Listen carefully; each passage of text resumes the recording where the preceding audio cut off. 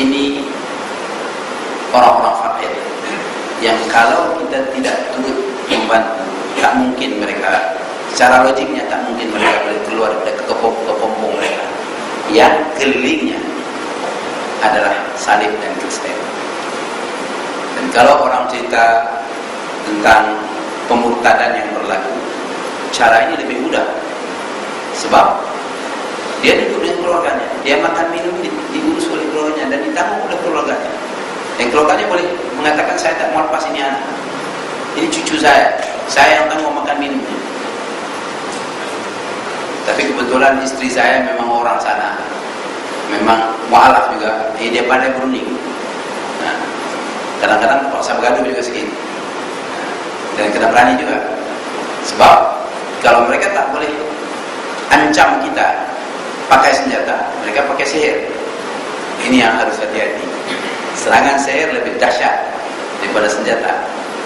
Selalu juga kita tumbang karena sihir ini.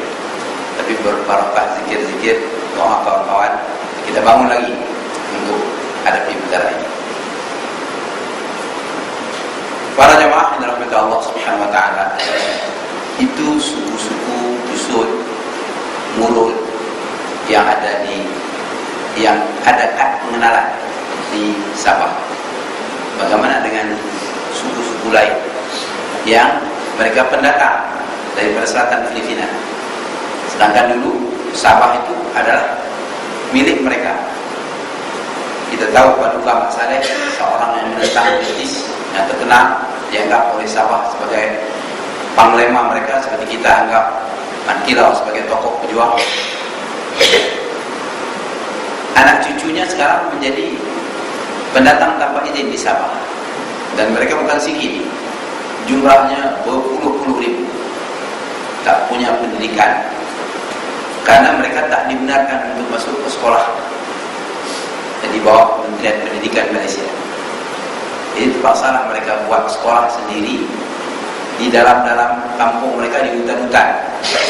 Jadi saya dengan Ustaz Qabil pernah pergi melawat ke sekolah itu yang lantainya dari bulu-bulu bambu, semen dia tak ada lumpur semua.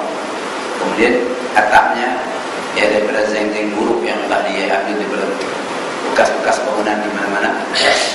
Dan gurunya mengajar secara sukarela, lillahi ta'ala. Dan ini bukan sedikit, berpuluh-puluh sekolah yang seumpama ini di Sabah yang diusahakan sendiri oleh orang-orang Tausug, orang-orang pendatang daripada selatan Filipina. Para jemaah yang dirahmati Allah Subhanahu wa taala, pendakwah yang resmi tak akan masuk ke tempat mereka.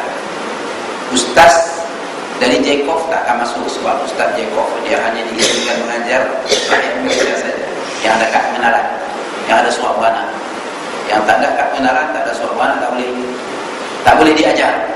Guru itu akan berdosa salah dan akan ada tindakan. Saya pernah bercakap dengan Allah Badawi waktu dia jadi Menteri Falah, kalau tak mau kita panggil dia tepi laut, mereka ini panggil tentera, tembak, pergi mati semua, senang selesai masalah.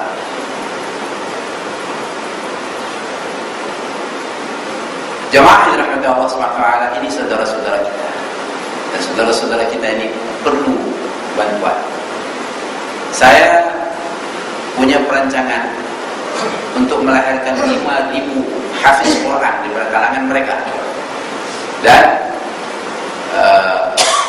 yang kita mampu buat sekarang, kita hanya antar Quran ke tempat mereka, buku bacaan untuk menjadi bahan bacaan mereka, ataupun alat-alat tulis untuk mereka belajar. Oleh karena hubungan mereka ini rapat dengan keluarganya di selatan Filipina, di pulau-pulau dekat dengan Sabah, mereka mudah mengantar Quran yang kita antar kepada mereka dari sini.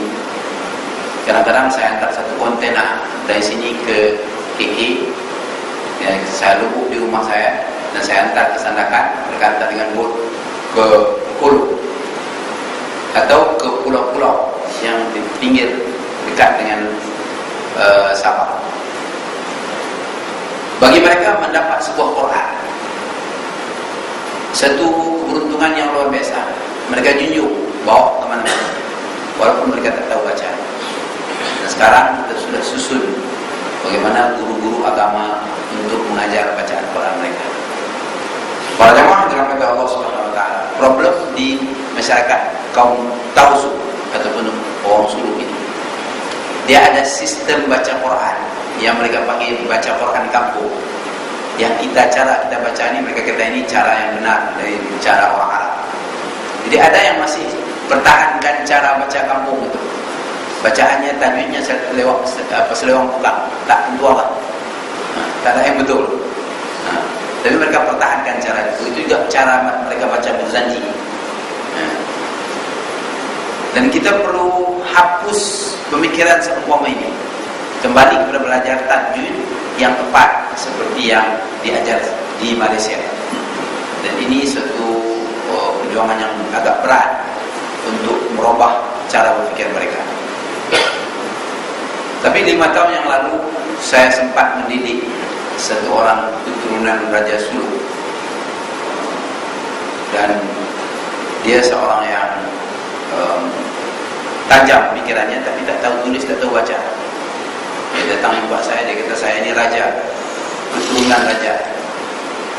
Saya ada pengikut, dan saya tak mau lihat pengikut saya ini bodoh, ditipu orang, menjadi menjadi buruk saja. Sedangkan dia sendiri tak tahu tulis, tak tahu baca. Saya katakan, kalau anda betul-betul raja, bawa saya untuk saya dakwah di kampung-kampung orang Suluk ini, di Sabah. Dia bawa saya ke kampung-kampung mereka. Betul, memang dia raja. Dia boleh kumpul orang, dan saya kasih ceramah. Anehnya lelaki ini, sekali ceramah, dia boleh ingat apa yang saya ceramah. Dia boleh ulang balik, macam kaset. Tapi tulis tak tahu, baca tak tahu. Setelah 6 bulan, dia mau balik ke sana. Sekarang dia telah pulang ke sana, dan dia telah berjaya mengumpul orang-orang MILF, MNF, Abu Sayyaf, dan berbagai kelompok di bawah payung. Dan wujudlah sebuah kerajaan tak resmi yang tak diakui oleh Manila, tapi diakui oleh rakyat. Kita naklah faham, orang-orang selatan Filipina yang muslimin, kalau pemimpin mereka tunduk ke Manila, mereka akan memberontak melawan. Dan sebab itu selalu terjadi bila pemimpin mereka seperti Nur Baswari berunding dengan pihak Manila berdamai, muncul pemberontakan di tempat lain, muncul Abu Sayyaf. Itu dalam sejarahnya sepanjang 350 tahun sudah begitu. Kalau sultan, pemimpin berunding dengan musuh Kristen, mereka kira itu Kristen. Kami tidak mau. Mereka pun angkat senjata lawan. Mereka mati, mereka anggap mereka syahid. Ini istimewanya orang-orang selatan Filipina ini. Mereka berbeda daripada orang Moor di Spanyol, yang bila mereka dibantai oleh Ferdinand dan Isabella, mereka sanggup murtad, ataupun mereka disembelih, dipotong, dicincang, seperti yang berlaku dalam sejarah. Tapi orang Moro tidak, mereka tidak mau murtad. Ada juga 1-2 yang murtad, seperti Sarah Balabagan yang dulu pernah membunuh tuannya di negeri Arab. Kemudian sekarang ini rupanya dia murtad. Jadi yang tidak mau murtad ini yang melawan. Tapi yang melawannya minta maaf lah, jahilnya Tuhan saja yang tahu. Sembahyang pun tidak, maksiat pun macam orang lain juga. Cuma satu jadi bertahan, Tuhanku Allah, Nabiku Muhammad. Dan kastilah Kristen tetap musuh kami. Mereka ini lebih berani daripada ustaz, daripada ulama lawan Kristen. Dan mereka pakai senjata. Mereka anggap itu jihad. Kebetulan pernah saya tinggal di Lok Kambing, di sebuah pulau. Saya duduk berbulan-bulan dengan mereka. Bersama saya ada seorang pemuda yang sakit gigi, dan seminggu tak tidur. Tapi satu malam bunyi senapang. Tak lama kemudian saya lihat dia yang sakit ini hilang, sudah tak ada lagi di dalam rumah kami. Rupanya dia cari di mana tempat bunyi senapang. Jadi gigi dia yang sakit hilang rasa sakit karena dengar senapan. Begitulah semangat jihad mereka. Tapi tak pernah sembahyang. Kaum ini sangat hormati para ulama dan sangat menghormati orang-orang yang boleh bawa mereka ke jalan Allah. Inilah peluang kita. Jadi kami waktu itu pergi sana pakai dua serta macam saya pakai ini, Masya Allah. Sampai jadi cium ni, dai cium di belakang ni. Kemudian kita perintah apa saja, dia mau cuma sembahyang dia malas. Jadi para jamaah yang dirahmati Allah Subhanahu Wa Taala, ini peluang yang diambil oleh jamaah tabligh untuk mendidik mereka. Setelah berpuluh-puluh tahun, saya lihat ada perubahan hasil daripada kerja kuat dakwah jamaah tabligh. Jadi jasa orang jamaah tabligh ini tak boleh dipandang kecil juga. Walaupun dia pergi ke masjid-masjid bawa periuk, bawa pelana, panggil, mari datang ke masjid untuk sembahyang jemaah. Jasa mereka luar biasa, merubah suku bangsa yang dinamakan bangsa Suluk atau bangsa Maranao atau Maguindanao ini. Para hadirin yang dirahmati Allah Subhanahu Wa Taala, bangsa ini adalah bangsa yang sangat miskin. Memang dimiskinkan, diprogramkan supaya jadi miskin, supaya dia tak mampu melawan Manila, tak mampu melawan Kristen. Tapi dalam miskin itu pun keras kepalanya bukan main. Cuma yang jadi masalah, mereka sesama mereka selalu pula bergaduh. Oleh kerana 9 dari 10 orang ada senjata, kadang-kadang bergaduh dengan tembak. Jadi berbunuh-bunuhan sesama mereka terjadi, berhadapan dengan Kristen mereka selalu berperang. Ini problem yang terjadi di selatan Filipina.